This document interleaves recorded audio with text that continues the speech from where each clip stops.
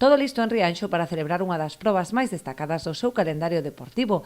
A 12ª edición da BTT Concello de Rianxo reunirá o próximo domingo día 16 a preto de 300 ciclistas que percorrerán algúns dos enclaves máis fermosos do municipio.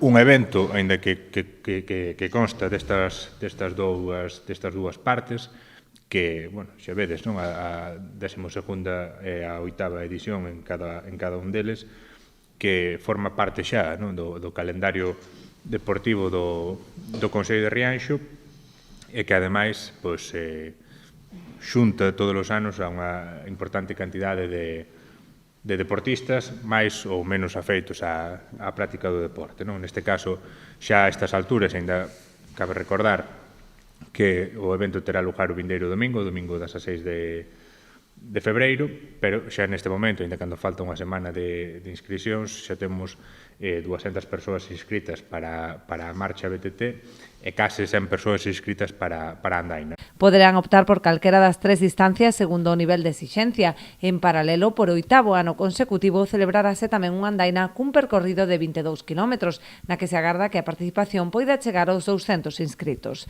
Hai 3 rutas, a de 30, que eu penso que é liviansiña, que é para todos os públicos, tanto pode ir un que empeza a andar en bicicleta como xa un veterano, é boa de facer. Depois temos a de 50, que xa é para xente que está máis acostumbrada a andar en bicicleta, xa ten as súas subidiñas e as súas baixadas, que xa hai que saber andar un pouco. E depois temos a de 80, que aí xa, bueno, aí xa hai que estar moi ben físicamente, xa non fai calquera, xa son costas buenas, baixadas tamén. A de 80 este ano ten, a diferente de outros anos, que hai un tramo na que vai sola, que vai ser por GPS, que agora van todas así en GPS, e quixemos probar nós tamén este ano. E a vez temos a andaina, como dicías, que é 22 km, é boa de facer, ao meu ver é boa de facer. Os interesados en participar en cada unha das probas poden inscribirse a través da web msports.es ata o 12 de febreiro.